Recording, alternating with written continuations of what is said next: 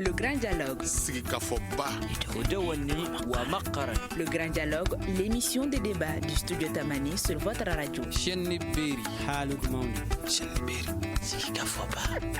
Grand Dialogue.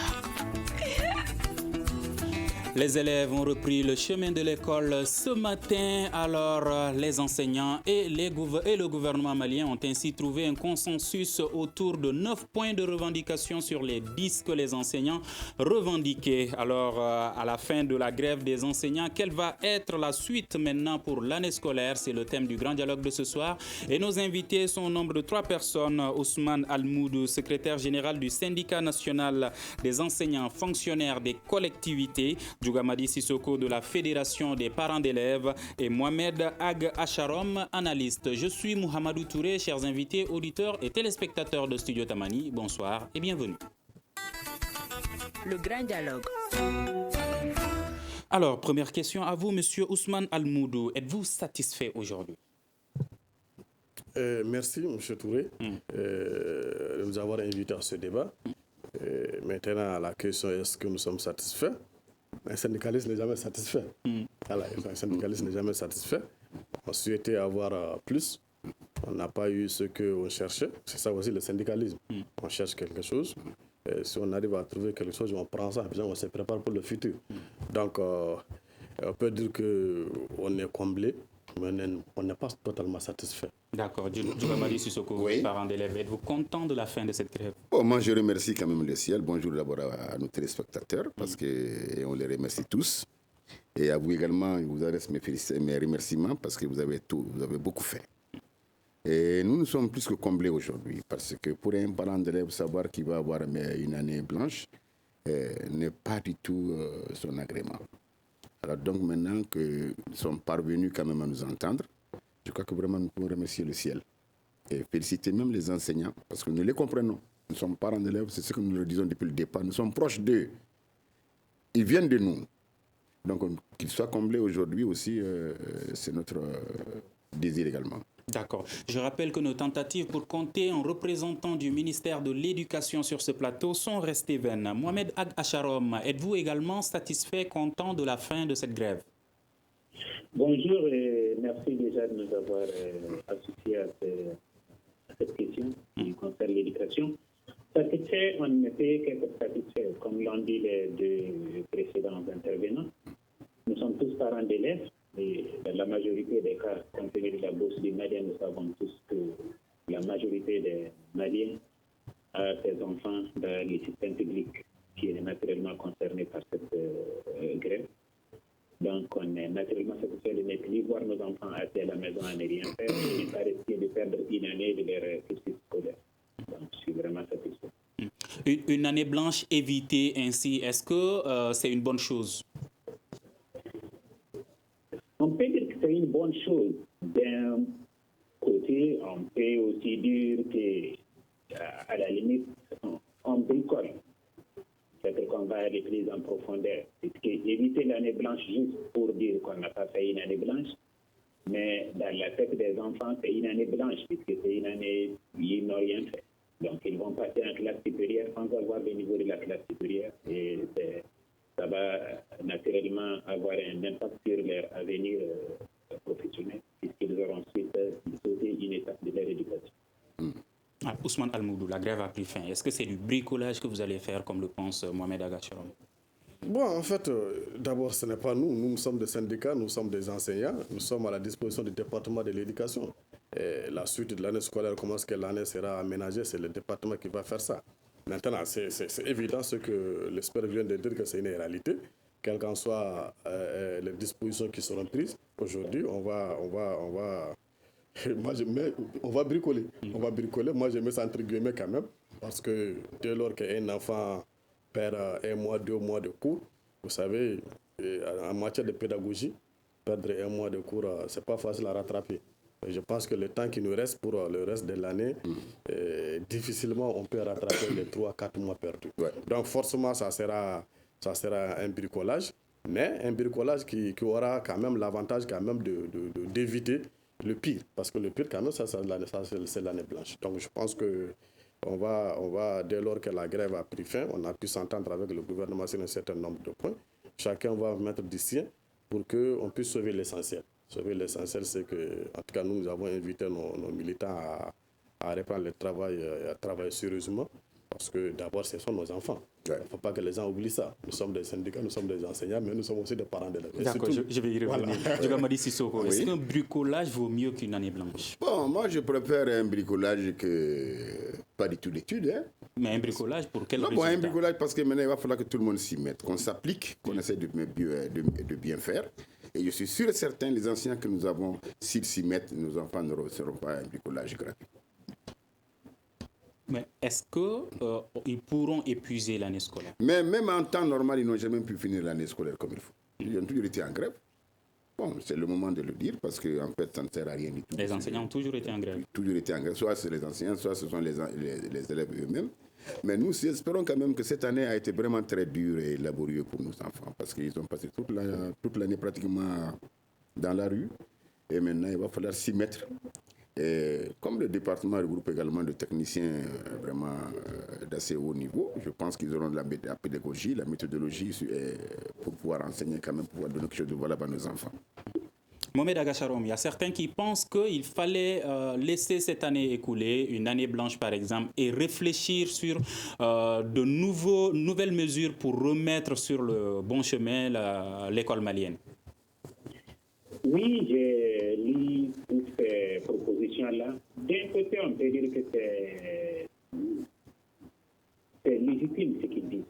Parce que vous voyez un peu le contexte de notre pays. Aujourd'hui, juste avec la pluie qui s'est passée la semaine dernière, il y a beaucoup d'écoles qui sont déjà occupées par les sinistrés de ces inondations. Des inondations. Ouais. Et les pluies qui vont venir aussi vont créer d'autres sinistrés qui vont encore occuper l'espace scolaire. Donc, ça veut dire que dans quelques semaines, les écoles ne seront même plus disponibles pour les élèves pour y aller faire cours. Sans compter que dans la plupart des écoles, en période de pluie, les écoles deviennent des marigots. Donc, il est même difficile d'aller dans les écoles pour prendre des cours. Ça se dit dans les contextes de Bamako et de quelques régions, il y a des zones où pendant l'année, l'hivernage, il est impossible même d'aller à l'école. Donc, ça va, si même l'État décide de prolonger, par exemple, qu'on dise d'écourter les vacances, pour qu'on puisse rattraper les mois perdus, on va rentrer en plein hivernage. Et ça, ce n'est pas possible. Les enfants vont aller au champ cultiver. C'est pour ça que je dis qu'on va essayer d'additionner, dire que oui, on a sauvé l'année, reprendre les cours pendant 2 ou 3 semaines, on va juste faire des examens à partir du petit qui a été fait, du peu qui a été fait dans le programme. Mais en réalité, on ne va pas faire le reste du programme. Et les gens vont passer comme ça en classe supérieure avec les niveaux inférieurs. D'accord. Certains Bamakois ont réagi sur la question. On va les écouter tout de suite. Qui doit faire les bacs. Il va apprendre quoi pour faire des examens et passer à l'école supérieure? Bon, c'est pour former des ignorants qui vont venir diriger ces pays-là dans quelques années. Je pense que c'est bien que les petits partent à l'école. Enfin, si les enfants reprennent la route de l'école, c'est bien parce qu'ils ont longtemps duré à la maison. Nous, on souhaitait qu'il y ait reprise il y a longtemps, mais cette fois-ci, on souhaite que l'année soit sauvée. C'est notre vœu. Parce qu'actuellement, personne ne travaille pas pour le pays. On travaille pour nous-mêmes. Si la reprise c'est demain, vraiment, ça me fait beaucoup plaisir. Bon, vu le retard, vu aussi que vraiment les enfants n'ont pas étudié. Donc l'école est presque finie. Donc moi je crois que vraiment une année facultative est plus nécessaire maintenant. Ceux qui sont à la tête du syndicat des enseignants, je jure qu'ils n'aiment pas le bonheur des enseignants. Le syndicalisme, ce n'est pas comme ça. Normalement, tu négocies et prendre la proposition disponible. Alors, vous êtes interpellé que les responsables syndicaux ne sont pas pour le bonheur des enseignants eux-mêmes. En fait, avant de réagir à ça, je voudrais dire quand même que le fait que les programmes ne sont pas épuisés, les gens l'ont évoqué par-ci, par-là, et on veut l'imputer au fait que les syndicats d'enseignants sont en grève. Vous savez, je prends le cas spécifique de l'enseignement secondaire, et le système d'enseignement qui est appelé l'APC ne permet pas aujourd'hui, même en temps normal, sans grève, d'épuiser le programme. Ça, c'est vérifiable. On a un système, ce qu'on appelle l'approche par compétence. Aujourd'hui, même en temps normal, sans grève, on ne peut pas épuiser le programme. Parce qu'on a réduit les horaires, mais on n'a pas touché au programme. Donc ça, c'est vraiment un facteur aussi qu'on doit prendre en compte dans le fait que les programmes ne sont pas épuisés.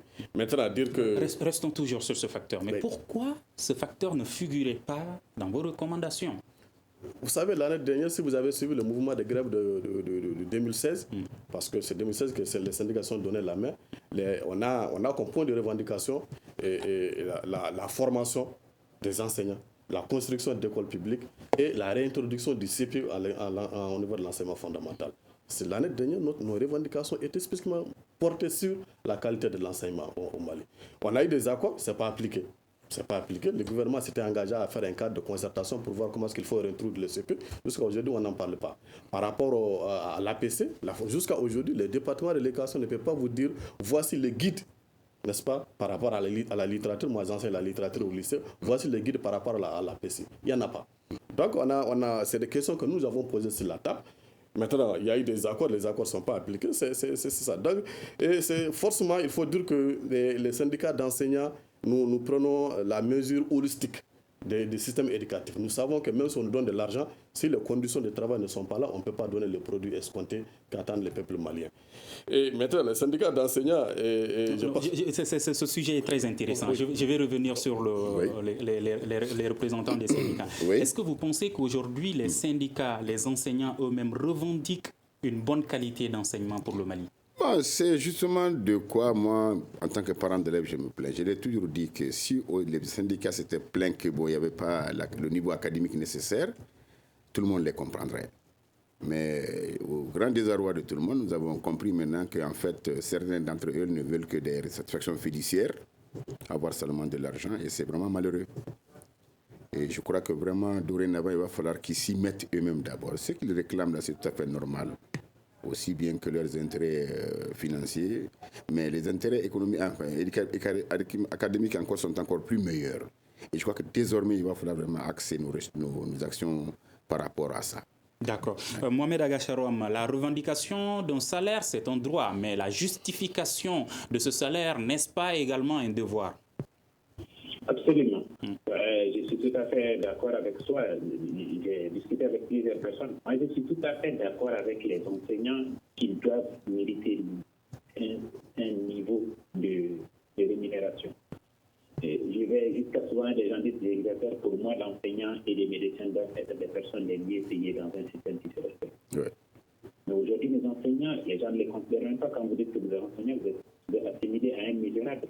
Un enseignant, c'est quelqu'un qui va s'occuper de nos enfants chaque matin pendant que nous, on va travailler. Et s'il n'a pas pris son petit déjeuner le matin avant de venir, s'il a des problèmes de payer sa maison avant de venir, si sa femme est malade, il ne peut même pas la soigner, comment cette personne peut avoir un esprit tranquille et aller encadrer vraiment des enfants? Donc, au-delà de ça, pour moi, c'est clair, la revendication est juste. Maintenant, l'argument de l'État, c'est qu'il n'y a pas de moyens. Je suis d'accord qu'il n'y a pas de moyens, mais on ne peut pas dire aux enseignants qu'il n'y a pas de moyens pendant que nos responsables, les directeurs, les ministres vivent une vie d'opulence à extrême, à outrance. Ça choque. Quand le pays n'a pas de moyens, il doit ne pas avoir de moyens pour tout le monde. Aujourd'hui, on est au 21e siècle, les gens savent tout. Les gens savent tout. Tous les enseignants savent comment est-ce que mangent les ministres, comment est-ce que mangent les directeurs, combien ils gaspillent juste pour une sortie dans un restaurant. Ça vaut le salaire d'un enseignant pendant 6 mois. On ne peut pas continuer à... Aujourd'hui, les gens ne sont plus entre griffes dans l'obscurité. Les gens savent. Mais au-delà de ça, je suis d'accord que oui, ils doivent tenir compte de certains paramètres et mettre un peu de l'eau dans leur lait. Donc la revendication pour moi, elle est claire. Mais il y a une revendication, par exemple, quand je vis dans l'air truc, par exemple, la prime de documentation, j'ai demandé à quelqu'un, est-ce qu'elle est mensuelle ou annuelle, on me dit qu'elle est annuelle. Je n'ai pas trop compris ce que ça veut dire, cette prime de documentation. Chaque année, on vous donne ces montants pour aller payer quoi? Des livres? Je n'ai pas très bien compris. Donc, dans les revendications, je ne vois rien qui concerne, par exemple, l'infrastructure, l'amélioration des programmes. C'est des revendications qui touchent directement à la poche de l'enseignant. C'est ça qu'il y a ici. Et c'est parce que les gens sont à un niveau primaire des besoins. C'est pour cela qu'ils ne peuvent pas penser à un niveau d'amélioration. Tout ce que vous demandez à l'enseignant ou au syndicaliste de demander, ils ne peuvent pas demander ça pour l'instant, puisqu'ils sont au niveau basique.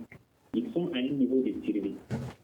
Quand ce niveau sera atteint, ils vont penser aux autres choses, avoir des meilleures classes, avoir des bibliothèques, avoir des ordinateurs, avoir un programme bien élaboré.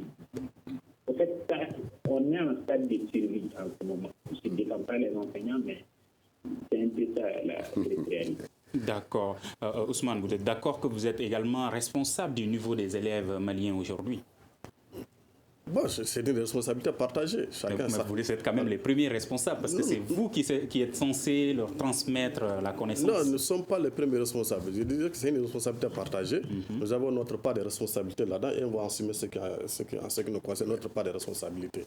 Mais les droits de l'éducation, c'est à l'État d'abord de donner cette éducation aux enfants du Mali. Maintenant, notre responsabilité, même pour nous aussi, quand vous prenez les niveaux de l'enseignant, l'enseignant est formé aussi par un enseignant. C'est ça. Ça, c'est dans les écoles de formation.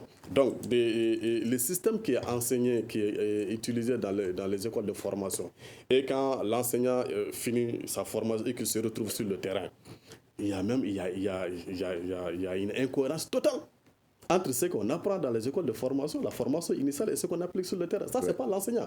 Moi, je suis sortant de l'IFM de Kangaba en 2005.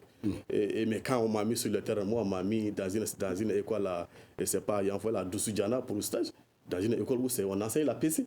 Un Soray qui a fait tout son enseignement en français.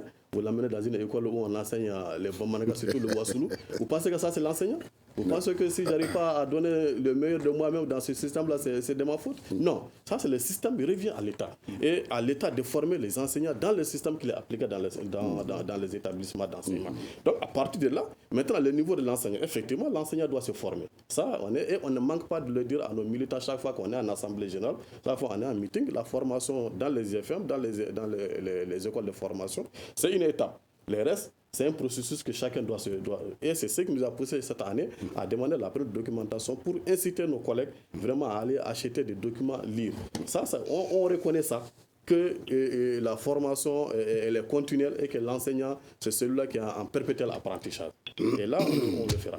Mais la responsabilité, la première, ce n'est pas nous. Est-ce que les parents d'élèves jouent le rôle? Moi, j'aimerais vraiment réagir là. Vous aurez la parole.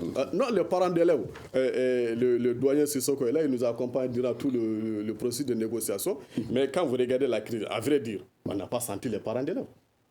On n'a pas senti les parents, c'est-à-dire pas les parents d'élèves de façon formelle, la Fédération nationale des parents d'élèves, mais on aurait souhaité sentir dans la population. Non, pas dans la grille, mais concernant le niveau des élèves de façon globale, est-ce que les parents... Non, de façon globale, les parents d'élèves ne s'intéressent pas. Moi, j'ai fait 7 ans à l'enseignement fondamental, rarement, avant d'aller au lycée. Rarement sont les parents d'élèves qui viennent chercher à venir à savoir quel est le niveau de leurs élèves, quel est consulter le bulletin, venir interroger le maître, quel est le comportement de mon élève dans la classe. Rarement, moi, j'ai vu des parents d'élèves le faire. Et ça aussi, ça dépend. C'est le rôle des parents d'élèves de venir s'enquérir de la réalité des enfants à l'école auprès des maîtres. Et puis encore, même surveiller les cahiers des élèves à la maison. S'il y a des incorrections, moi, j'ai vu un parent d'élève qui est venu interroger un de mes collègues à l'école parce qu'il a vu des choses dans les cahiers qu'il n'a pas plu et il est venu. Il avait raison. Parce que ce que le maître avait écrit, c'était pas ça. Donc ça, c'est si l'enfant sait que à la maison et à l'école, il est suivi, forcément, l'enfant va se mettre. Bon, moi, je voudrais réagir par rapport à cela. Je crois que cette histoire-là, c'est de la faute de tout le monde. Mais je préfère vraiment, je voudrais également éclaircir un point. Quand on dit que c'est la Fédération nationale des parents d'élèves n'a rien fait, je pense que vraiment, on est passé à côté de la plaque. Et je crois que, je vous ai toujours dit, c'est que même la Fédération nationale des parents d'élèves a un problème avec l'État, parce que notre bureau fédéral est reconnu pendant que la base, pratiquement, on ne fait rien pour nous là-bas. Et nous, on n'arrive même pas à tenir un congrès pour au moins mettre nos structures en place. Qu'à cela ne tienne. Cette histoire de grève nous a donné une très bonne leçon. Nous avons tiré une très bonne leçon de cela. Mais le niveau, quant au niveau de l'école, qu'est-ce qui a fait baisser le niveau de l'école? C'est en fait dû au fait qu'à un moment donné, à partir de 2000 jusqu'à 2009, on a laissé le choix, le recrutement des enseignants aux politiques, sinon aux mairies quand même, c'est-à-dire les politiques. Et chacun, n'importe qui est venu dans l'enseignement. Et Almoudou est d'accord avec moi qu'un enseignant, ce n'est pas donné à tout le monde. On ne peut pas être enseignant qui le veut. Alors, nous avons recruté des enseignants n'importe comment. Nous avons recruté nos enfants, nous avons recruté nos frères, nos amis, nos électeurs, pour venir à l'école, en fait, sans diplôme. Il y en a qui sont même venus, qui n'avaient même pas le CP. Il y en a qui sont venus, qui n'avaient fait les ABCDR de l'école et puis qui se sont retrouvés comme enseignants. Moi, je l'ai dit à son temps, je l'ai décrié. Maintenant, quand on en veut aux parents d'élèves, c'est trop. Je l'ai dit devant l'Assemblée nationale. Cette histoire de le recrutement des enseignants, le niveau de l'école de l'enseignement, maintenant, c'est vous qui avez relaté cela. Parce que le Mali a été un pays réservoir d'enseignants pour certains pays d'Afrique ici. Tout le monde le sait. La Côte d'Ivoire, je l'ai toujours dit ici, a recruté ses enseignants ici. Le Gabon a recruté des enseignants au Mali ici. Mais pourquoi aujourd'hui, nous, on n'arrive pas à avoir des élèves de bonne qualité? Parce qu'en réalité, on a fait du n'importe quoi, on a mis du n'importe quoi dans l'enseignement. Qui sont plutôt axés sur la revendication fiduciaire, avoir de l'argent, parce qu'eux, ils sont venus. Parce que pour eux-mêmes, l'enseignant est quelqu'un qui est détesté de tout le monde. Ce n'est pas vrai. Moi, j'appelle ça de l'ostracisme. Je l'ai toujours dit avec les enseignants. Ne vous assignez pas forcément un ostracisme qui n'est pas le vôtre. Un enseignant, quand on dit qu'il est mal aimé, ce n'est pas vrai. Quand on dit qu'il n'est pas respecté, ce n'est pas vrai. L'enseignant a toujours été respecté, respectable et respectueux chez nous ici. Et moi, je n'ai pas vu dans ce pays-là quelqu'un qui a dirigé ce pays-là s'il n'est pas passé par l'enseignement. Même Moussa Traoré était instructeur militaire. Qu'on ne nous fasse pas croire aujourd'hui que parce que les enseignants sont honnis par la population, parce que souvent ils s'arrogent, qu'on n'arrive même pas à trouver une femme, ou pas, on dit que c'est un enseignant. Ce n'est pas vrai. Moi, je te jure, quand j'étais dans la salle l'autre jour au niveau de la primature, Salikou Sanogo, l'ancien ministre de l'Éducation, est venu, il a dit, je dois aller donner d'abord bonjour à mon maître, le vieux Madlamine Diarra. L'enseignant, ça a toujours été ça. Quand vous allez en ville et quand vous allez au niveau des rencontres, que les gens viennent à vous, des ministres viennent à vous, des responsables viennent à vous pour vous dire « Ah, monsieur, non, je crois qu'il n'y a pas plus honorable que ça. » Bon, maintenant, nous ne sommes pas de la même ère, parce que les enfants de maintenant, c'est l'argent qu'il leur faut, parce qu'ils veulent voir l'autre dans une Mercedes et eux aussi aller dans une Mercedes, ou bien ceci, cela. La preuve est que Almourou vient de le dire, c'est tout à fait normal. Et c'est pour ça maintenant, ils croient qu'eux, ils n'ont droit à rien. Ils croient que l'État ne leur réserve pas de... Parce qu'ils l'ont toujours dit tout au long de la négociation que l'État a manqué ceci. Non, il faut que l'enseignant se dise une chose. Lui, c'est lui qui doit modeler la population. C'est lui qui doit usiner la population. Pour qu'il y ait une population de bonne qualité, il faut qu'il y ait un enseignement de bonne qualité. Voilà. D'accord. Mohamed Aga Acharom, quelqu'un s'est inquiété tout de suite par rapport au niveau avec lequel les élèves vont partir, notamment en classe d'examen. Alors, qu'est-ce qui va se passer dans ce cas? Est-ce que les examens vont être bâclés ou est-ce qu'on va juste permettre à des élèves d'aller pour après certains redoubler des classes? Ça va être un jeu de 2 minutes. Mais avant d'y arriver, je vais juste répondre sur ce que mon père disait tout de suite par rapport au respect des enseignants. Je suis tout à fait d'accord, oui. Dans nos villages et tout ça, là, quand quelqu'un est enseignant, oui, tout le monde les respecte. Mais il y a des contextes qui sont complètement différents. On ne peut pas comparer un enseignant qui vit dans une localité où il ne paye ni bois, ni eau, ni autre chose, à quelqu'un qui vit à Boukou. Il a des factures à payer, il les respecte, ne paye pas les factures. On peut bien lui dire, ah oui, c'est toi qui m'as enseigné. Il peut avoir des élèves qui sont devenus ministres, directeurs, oui, il les rencontre, ah, bonjour, professeur et tout ça. Mais à la fin du mois, il doit payer les factures. Donc c'est fini, on continue. Par rapport au niveau des secrets, c'est un jeu de 2 minutes. Les syndicalistes disaient tout de suite qu'ils n'ont jamais fini les programmes dans tous les cas. Oui, en temps normal, vous ne finissez pas les programmes, mais vous faites peut-être 70% du programme ou 60% du programme. C'est déjà quelque chose. Mais cette fois-ci, le temps est anormal. Vous n'allez même pas faire 20% du programme. Donc 60% et 20%, ce n'est pas du tout la même chose. Donc on va faire des examens sur une leçon. Oui, les enfants vont répondre, ils auront des très bien sur une seule leçon, ces leçons qu'ils ont vues, ils vont passer avec des mentions. Mais à l'intérieur, il n'y a rien. C'est une coque vide. C'est ça différent. Donc, les examens vont séduire la conséquence de tout ce qui s'est passé au cours de l'année. Les cours qui n'ont pas été suivis correctement, beaucoup de mois de grève, et les trucs qu'on va essayer de faire tout de suite dans cette période d'hivernage, ça va être quelques cours escamotés par-ci par-là et des examens dans des situations prévues. On va s'y dire, j'espère qu'on n'a pas le choix. L'État, pour eux, il faut qu'il y ait une année normale entre griffes, c'est-à-dire sauver l'année. Et les syndicats, ils voulaient avoir une amélioration de leurs conditions et ils ont eu ce qu'ils ont eu. Avant que je n'oublie, puisque j'avais noté ça, on ne peut pas parler du niveau des enseignants tout de suite. Il y a un point qui est une revendication, ça m'a choqué quand j'ai vu ça. L'intégration des corps des enseignants, des personnes non enseignantes, ceux qui sont en classe. façon pareille. Quelqu'un qui n'est pas enseignant parce qu'il enseigne par défaut, on demande à ce qu'il soit intégré dans l'enseignement et c'est les enseignants qui demandent ça. Qu'avez-vous à répondre à ça? En fait, moi, je voudrais faire 2 précisions quand même. La première, c'est que je n'ai pas dit que la Fédération nationale n'a rien fait. J'ai dit que vous prenez les parents d'élèves de façon générale dans la population. Sur la Fédération, en tant que structure organisée, on sait ce que la Fédération doit faire auprès du département, auprès des syndicats pour qu'on puisse sortir de cette situation. Donc, ce ne s'agit pas de la Fédération en tant que telle, mais il s'agit des parents d'élèves qu'on prend, des parents d'élèves tout court, y compris nous. La deuxième, c'est que par rapport à quand je disais que les programmes, même en temps normal, on ne les achète pas, il va. Donc, si on pose l'interrogation, c'est pourquoi nous avons demandé à ce qu'on revienne sur la formation en APC. On a posé l'interrogation et jusqu'à aujourd'hui, parce que c'est lorsqu'on va revenir sur ça et que les enseignants sont formés, c'est en ce moment qu'on peut, en fonction de l'emploi du temps, en fonction des leçons, on peut adapter l'emploi du temps pour que les gens puissent exécuter normalement les programmes en temps normal. Maintenant, quand l'expert parle que les syndicats s'interrogent, je pense qu'il est même indigné du fait que les syndicats d'éducation demandent l'intégration des enseignants. Vous savez, ce n'est pas les enseignants qui les ont amenés dans le système éducatif. Vous prenez aujourd'hui l'enseignement technique professionnel, les lycées techniques. Il y a des matières qui sont enseignées par des gens. Si on les enlève aujourd'hui, on va fermer ces lycées-là. Parce qu'aujourd'hui, il n'y a pas une école qui forme des enseignants dans ces disciplines-là. Et pourtant, on les enseigne dans les écoles. Ce sont des gens qui sont recrutés, ce sont des fonctionnaires. Quand on les envoie et dans les établissements, dans les académies ne voyant pas leur nécessité, les envoient dans les établissements. Maintenant, arrivé dans les établissements, ils voient une discipline qui est là, qui relève de leurs compétences, ils pensent pouvoir l'enseigner. Et c'est des gens qui sont là-dedans 10 ans, 15 ans, ils ont eu l'habitude, et puis encore, ils se sont aguerris là-dedans. Aujourd'hui, ils se sont organisés. Ou on les amène dans l'enseignement, ils vont quitter pour aller retourner dans leur corps d'origine. Et on sait aujourd'hui, s'ils quittent leur corps d'origine, il y a beaucoup d'enseignements techniques et professionnels qui seront fermés.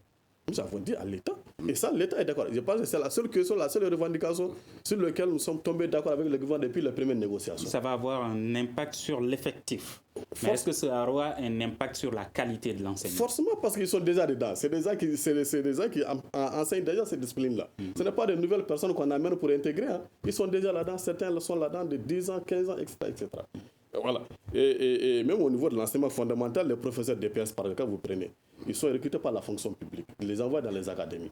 L'académie n'a rien à faire avec un professeur d'EPS. L'académie fait une note de service, il l'envoie dans un lycée. Qu'est-ce qu'il va faire là-bas? Il va enseigner. C'est un enseignant, mais il ne bénéficie d'aucun avantage lié à l'enseignement. C'est tout ce que nous, on a demandé. Il ne s'agit pas de gens qui sont venus de nulle part qu'on demande d'intégrer. Mais ce sont des fonctionnaires qui sont admis à la fonction publique par concours. Voilà. On peut reconnaître qu'il faut, pour enseigner quand même, il faut avoir la formation pédagogique. Ça, on est d'accord. Et je pense que dès qu'ils seront intégrés officiellement, c'est à l'État de prendre les dispositions pour leur donner le minimum de formation pour qu'ils puissent arriver. De tout simplement dire que l'expert a parlé de quelque chose et le doyen en a parlé. Je dis que on modèle une personne lorsque toi-même tu es en sécurité de façon psychologique, de façon financière.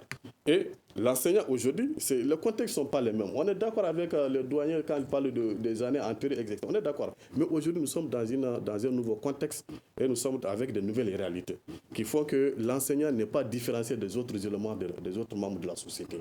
L'enseignant paye son électricité, l'enseignant paye sa location, etc., comme tout le monde. Donc, on ne peut pas demander à l'enseignant seulement de se contenter, de se résigner devant le fait que pendant les grandes cérémonies, on vient te dire bonjour, monsieur. Ça ne nourrit pas. Ça nourrit pas. À un moment donné, il faudrait que nous le disions. Et ce qui a amené, et mon père est d'accord avec moi, Sissoko, que pendant les négociations, ce qui a surtout radicalisé les positions, c'est que le gouvernement nous a tout le temps dit qu'on n'a pas droit à ça. Vous n'avez pas droit à ça, vous êtes nombreux, etc. Vous pensez que c'est quand des syndicats d'enseignants qui font des revendications et le gouvernement, les partenaires en face, au lieu de chercher des solutions, tout ce qu'ils trouvent à dire, c'est de vous dire que vous n'avez pas droit, c'est de dire que vous êtes nombreux. Non. Ça, c'est ce qui a fait que les positions sont, au fur et à mesure des négociations, les positions sont radicalisées. Voilà. D'accord, nous parlons de la fin de la grève des enseignants. Quelle suite pour l'année scolaire? Et je rappelle que nos tentatives pour compter un représentant du ministère de l'Éducation sur ce plateau sont restées vaines. Alors, Monsieur Almoudou, je reviens à vous. La grève est finie aujourd'hui. Avec l'État malien, qu'est-ce qui a été convenu pour la suite? Est-ce que l'année scolaire va être prolongée? Bon, en fait, on n'a pas eu de rencontre officielle avec le département par rapport à ça. Je pense que pendant les négociations, le jour de la signature de l'accord, le ministre nous a dit que ensemble, nous allons trouver de commun accord. Nous allons voir ensemble ce qu'il y a lieu de faire pour sauver l'année. En tout cas, jusqu'à la date d'aujourd'hui, nous, on n'a pas été conviés par rapport à une telle rencontre. Donc, lorsque nous serons conviés, nous allons donner notre position par rapport à ce que... En tout cas, nous sommes des serviteurs de l'État. Nous sommes des fonctionnaires. Donc, un fonctionnaire, on a droit qu'à un mois de congé. Donc, le reste, c'est l'année à l'État, au gouvernement d'aménager son emploi, etc., pourvu que le programme tracé puisse être au bénéfice des enfants. Parce qu'aujourd'hui, nous devons tous travailler à ce que les enfants qui ont été longtemps, les oubliés de cette histoire, puissent vraiment retrouver leurs droits. Mais déjà, qu'est-ce que vous proposez comme solution? Non, bon, comme solution, nous, de toute façon, la solution, celle qui va aujourd'hui, c'est de voir comment est-ce qu'il faut jouer sur le temps. Parce qu'il serait difficile aujourd'hui de dire qu'on est rentré, il faut aller aux examens. Non. Forcément, il faut jouer sur le temps. Jouer sur le temps, ça veut dire qu'il faut décaler les dates des examens. Jouer sur le temps, ça veut dire qu'il faut prolonger un peu la durée de l'année scolaire. Ça va revenir certainement à ce que l'ESPER a dit. Nous sommes en période d'hivernage. Nous savons qu'il y a des zones au Mali où en période d'hivernage, il y a difficilement... Vous savez, ça serait très compliqué, mais la seule alternative aujourd'hui, c'est de jouer sur le temps. La difficulté n'est pas seulement l'hivernage, l'accès difficile des écoles, c'est également les mains-d'œuvre. Parce que ce sont ces élèves qui vont au champ pour aller cultiver aussi. Oui.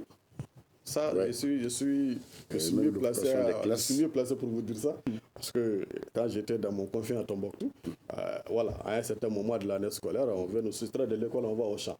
Je pense que ça continue aujourd'hui. C'est des difficultés réelles, mais je pense qu'il y a une forte communication qui doit accompagner ça. Je pense que dès lors que une position sera arrêtée de commun accord avec les partenaires, il faut faire une communication pour expliquer ça aux parents d'élèves.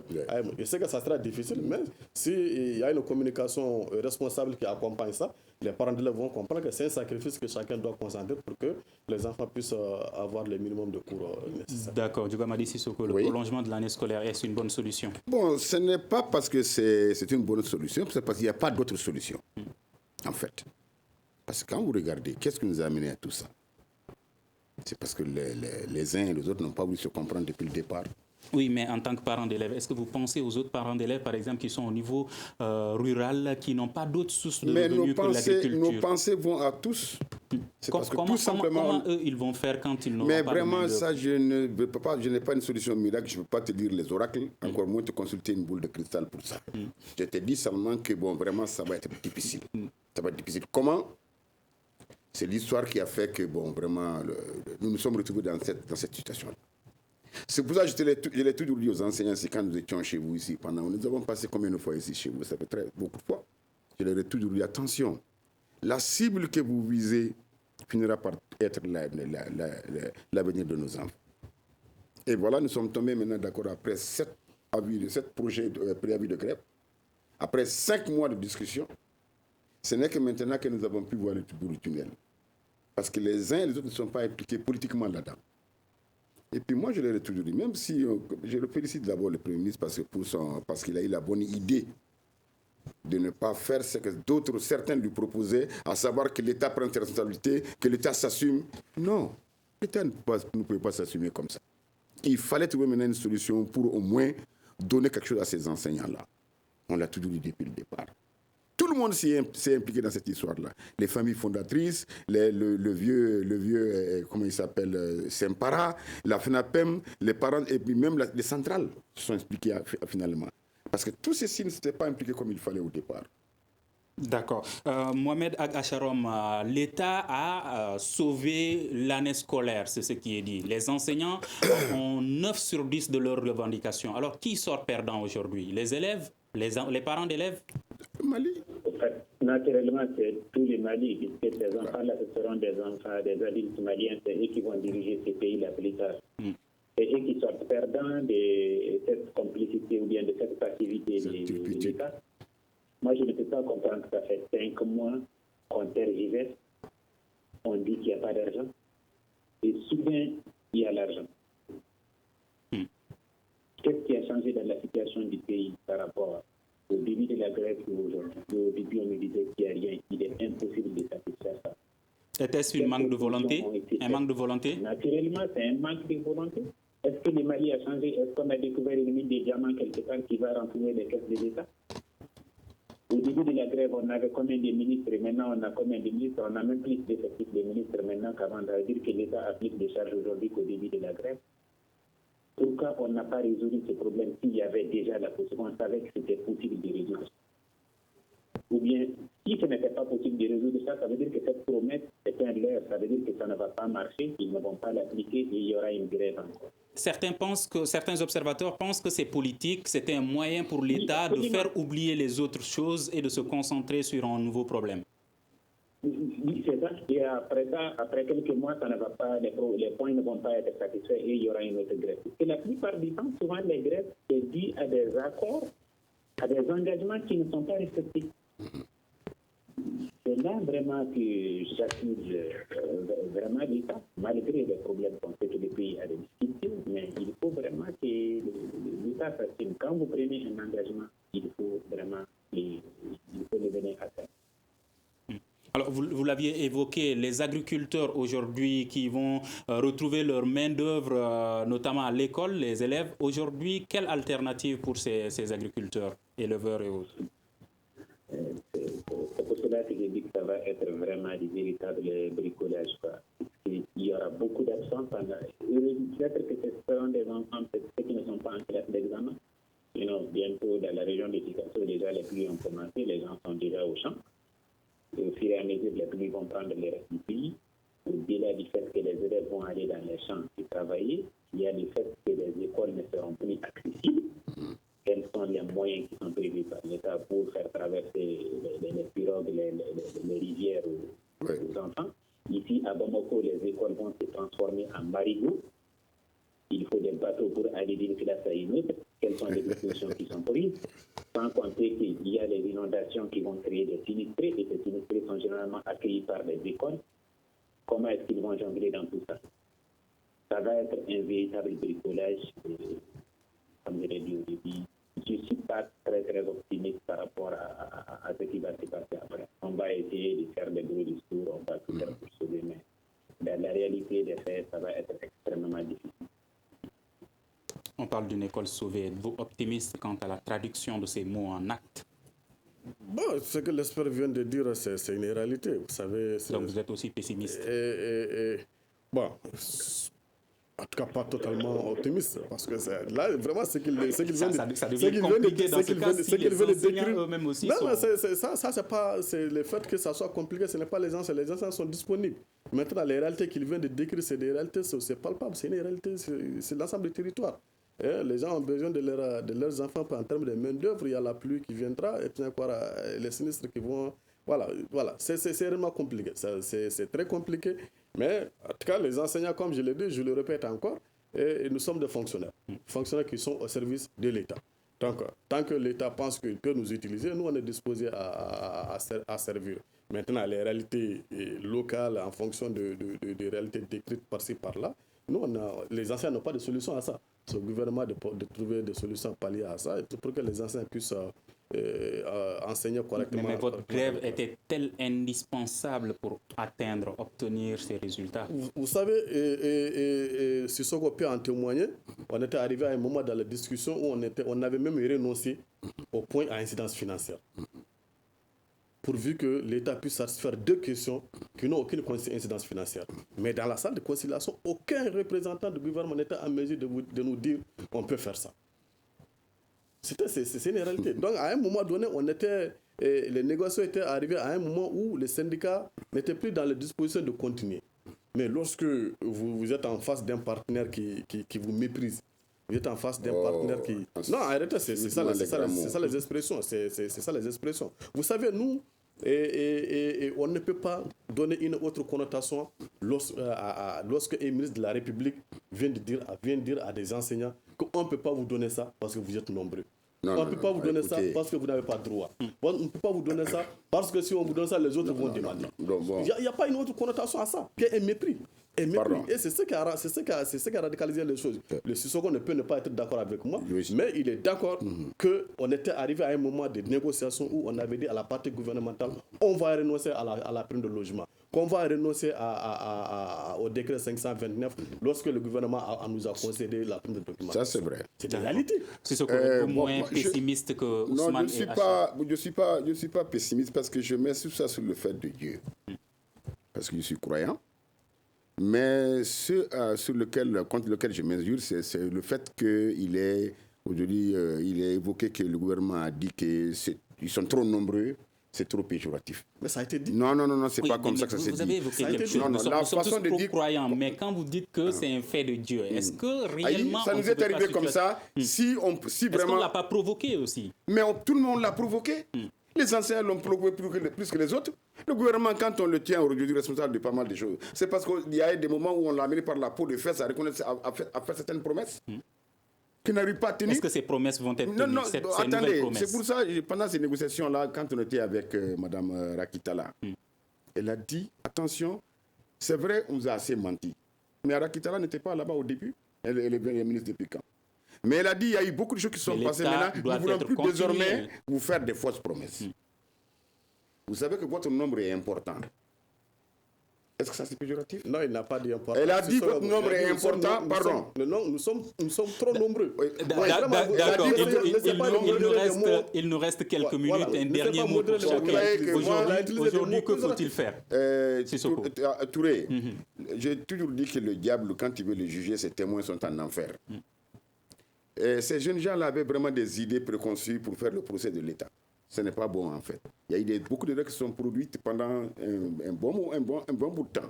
Alors, il fallait maintenant leur dire la vérité, leur dire vraiment, aujourd'hui, on peut faire ça, aujourd'hui, on ne peut pas faire ça. Il y avait 3 priorités que le ministre avait dit à l'époque. Elle a dit, la priorité actuellement du Mali, c'est le salaire, la sécurité d'abord, le salaire et les pensions. Vous allez même voir que vraiment, dans peu de temps, les salaires vont commencer à être en retard. Donc, maintenant, pour le moment, on ne peut pas, mais attendez d'abord, parce que votre nombre est tellement important que si jamais aujourd'hui on arrive à vous faire des promesses, ça va encore faire l'effet de domino et beaucoup d'autres structures vont se plaindre ou bien vont demander. D'accord. Certains s'inquiètent toujours par rapport à la tenue des promesses faites par l'État. Est-ce que vous êtes sûr que Mais je pense quand même que le Premier ministre actuellement là, est intelligent parce qu'il a promis des choses devant tout le monde. Il y avait toute la crème de la société malienne, la société civile malienne là-bas. Mais il était ministre de l'économie avant de devenir Voilà, mais maintenant peut-être qu'ils ont fait une dérogation spéciale de 15 milliards 141 millions, je crois. 600 000. Donc moi je crois que vraiment, on va les prendre. C'est pour ça que nous avons dit que désormais que leur combat n'est pas leur combat à eux seuls. Ça va être maintenant le combat de la société civile en synergie avec les syndicats pour pouvoir dire désormais au gouvernement, attention, ne faites pas ça, vous avez promis ça, faites ça. D'accord, c'est la fin de la grève et vous annoncez une autre si vos attentes ne sont pas satisfaites pour l'année prochaine. Non, on n'a rien annoncé d'abord, on a dit que le mot de suspendu. Suspendu, ça veut dire que ça peut venir à tout moment si l'État ne respecte pas les engagements pris. Je voudrais tout simplement dire que de la présence, du moment où Rakitala est ministre et aujourd'hui, il n'y a pas eu de changement en termes d'économie. En termes d'économie, l'expert vient de le dire ça, on n'a pas découvert des gisements miniers encore. C'est la même situation qui prévale. Et pourtant, le gouvernement qui est là a donné de l'argent. D'accord. Il y a une question de volonté politique qui est là. Faut-il un dialogue national pour revoir le système éducatif malien? Absolument. Oui, ça seulement nécessaire. Oui, on parle d'éducation. Naturellement, il faut revoir le tout. L'école, dans combien d'établissements on ne commence plus l'année scolaire en septembre pour la finir en juin, comme à notre temps. Il faut complètement une réforme. Il y a eu des assises générales sur l'éducation, il y a eu beaucoup de littérature et de documentation qui sont dans les placards. Le problème de ces pays, c'est qu'on parle beaucoup, on agit très très peu. D'accord. Espérons que cette fois-ci, il y aura beaucoup d'actions. Merci Mohamed Ag Acharom, analyste, Djogamadi Sissoko de la Fédération des parents d'élèves et Ousmane Almoudou, secrétaire général du syndicat national des enseignants fonctionnaires des collectivités. Ils étaient nos invités sur ce plateau et je vous rappelle que nous avons invité le ministère de l'Éducation nationale, mais ils ne sont pas venus. À la régie vidéo et audio, Mamadou Ouattara et Salim Diouara. Je suis Mohamedou Touré. À demain pour un prochain numéro du Grand Dialogue de Studio Tamani. Le Grand Dialogue. Le Grand Dialogue, l'émission des débats du studio Tamani sur votre radio. Le Grand Dialogue.